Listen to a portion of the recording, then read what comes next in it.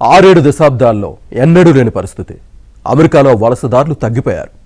America వెళ్లి settle అయ్యే వారి కన్నా మాకు ఆ దేశం వద్దంటూ సొంత దేశాలకు వెళ్లిన వారు పెరిగారు.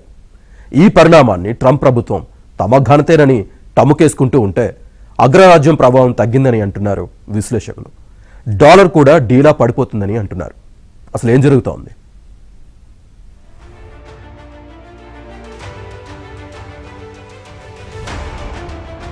మాస్ డిపోర్టేషన్, అరెస్టులు, చట్టపరమైన ప్రవేశాలపై ఆంక్షలు.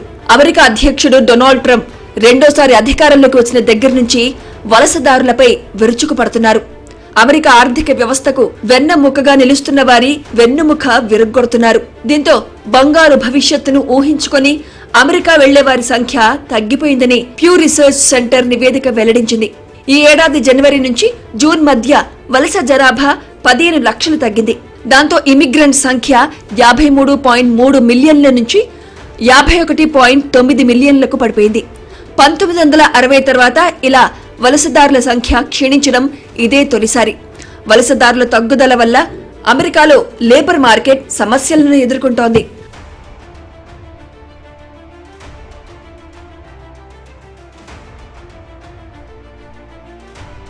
అమెరికా జనాభాలో పనిచేసే వయసున్న వ్యక్తుల సంఖ్య పెరగడం లేదు. అలాంటప్పుడు ఈ దేశానికి విదేశీ వలసదారుల నుంచే శ్రామిక శక్తి లభిస్తుంది. ఇదే లేకపోతే అసలు అమెరికా ఆర్థిక వ్యవస్థే పతనమయ్యే ఛాన్స్ ఉంది.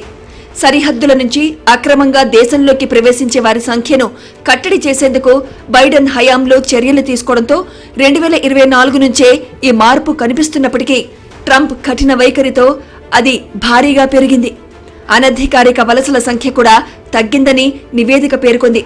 మాస్ డిపోర్టేషన్లు, బహిష్కరణను తప్పించేందుకు ఉన్న రక్షణలు తొలగించడమో ఈ సంఖ్య తగ్గడానికి కారణమని తగ్గిపోవడంతో వ్యవసాయ పనులు కష్టమవుతున్నాయని ట్రంప్కు రైతులు మొరపెట్టుకుంటున్నారు. కాలిఫోర్నియా లాంటి రాష్ట్రాల్లో ఫామ్ హౌజుల్లో పనిచేసేవారు కరువయ్యారు. అయితే వలసలు తగ్గడం వల్ల స్థానికులకు ఉపాధి లభిస్తుందంటున్నారు ట్రంప్ అనుచరులు. పబ్లిక్ సర్వీసులపైన ఒత్తిడి తగ్గిందంటున్నారు.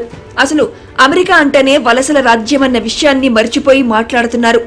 చట్టబద్ధంగా అమెరికాలో ఉండే అర్హత ఉన్నవారు సైతం మనకెందుకు ఈ అనవసరమైన ట్రంప్ వేధింపులు అనుకుని సొంత దేశాలకు వెళ్లిపోతున్నారు. దీంతో అమెరికాలో నిత్యావసరాల ధరలు పెరిగిపోతున్నాయి. 1930లో అమెరికాను ఆర్థిక మాంద్యం కుదిపేసినప్పుడు ఇలాంటి పరిస్థితులుండేవి. మళ్లీ ట్రంప్ పుణ్యమాని ఇప్పుడు వచ్చాయి.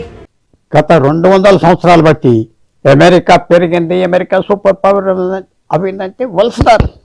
ప్రస్తుతం గత 10 సంవత్సరాల నుంచి 10-15 లక్షల మంది ప్రపంచవ్యాప్తంగా డాక్టర్లు, నర్సెస్, సైంటిస్టు, టాలెంటెడ్ పీపుల్ వాళ్ళ దేశాల్లో చదువుకుని అమెరికాకి వెళ్ళి పనిచేయటం. అంటే అమెరికా వాళ్ళెవరికి ట్రైనింగ్ ఇప్పించలేదు. అదే పెద్ద ఆస్తి, పెట్టుబడి అమెరికాకి.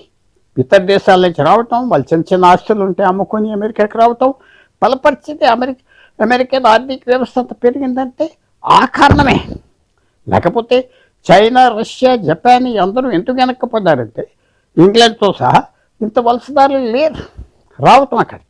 ఒక డొనాల్డ్ ట్రంప్ కింద తగ్గిపోతుందంటే అది చాలామంది ఆర్థిక వ్యవస్థలో ఎక్స్పర్ట్స్ అమెరికాలో చాలా జాగ్రత్త పడాలి. ఆ స్కిల్స్ పోతాయి, వాళ్ళు తెచ్చే పెట్టుబడులు పోతాయి, మనకి మార్కెట్ పోతుంది. తర్వాత మన పాపులేషన్ కూడా వయసు వచ్చేస్తుంది, బయట వాళ్ళు వచ్చి బలపరుస్తున్నారు. ఈ అన్ని కారణాలు ఉండగా సడన్గా తగ్గిస్తూ ఉంటే చాలామంది వాలంటరీగా వెళ్ళిపోవటం, చాలామంది ఇక్కడ ఉంటే ఏమైనా కష్టాలు వస్తాయేమో అని ఫీల్ అవటం, కెనడాకి మిగతా దేశాలకు వెళ్తున్నారంటే తప్పకుండా ఆలోచించుకోవాలి. లాటిన్ అమెరికాకు చెందిన చాలా మంది వర్కర్స్ స్వదేశాలకు వెళ్లిపోయారు. న్యూ ఇయర్, క్రిస్మస్ సీజన్లో అమెరికా నుంచి వెళ్లిపోయే వారి సంఖ్య మరింత పెరగనుంది.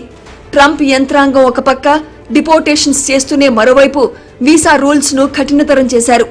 స్కిల్డ్ వర్కర్స్ ను సైతం యుఎస్ రాకుండా ఆపేస్తున్నారు. దీన్నో ఘనకార్యంగా ట్రంప్ ప్రచారం చేసుకుంటున్నారు. వ్యవసాయం, ఆతిథ్య, వృద్ధుల సంరక్షణ రంగాల్లో ఇప్పటికే అమెరికాలో కొరత ఏర్పడుతోంది.